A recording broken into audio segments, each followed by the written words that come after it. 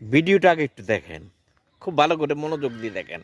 হুঁশিয়ার সাবধান পাকিস্তানের দালালেরা হানাদারদের দালালেরা হুঁশিয়ার সাবধান পাকিস্তানের দালালেরা গোতে গো রাজাকারের চামড়া তুলে নেব আমরা রাজাকারের চামড়া পাকিস্তানের পেটন্তরা হুঁশিয়ার সাবধান কি দেখলেন তো, ঘটনাটা কিন্তু ইন্ডিয়াতে ঘটে নাই, আমাদের দেশেই টিএসসিতে কিন্তু এই ধরনের ঘটনাটা ঘটছে।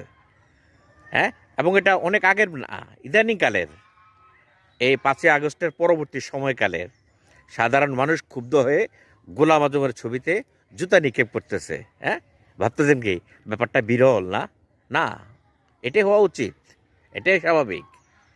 বাঙালি একদিন জেগে উঠবে, স্বাধীনতা পরাশক্তিকে একদিন না একদিন তারা আবার প্রতিহত করবে ইনশাল্লাহ।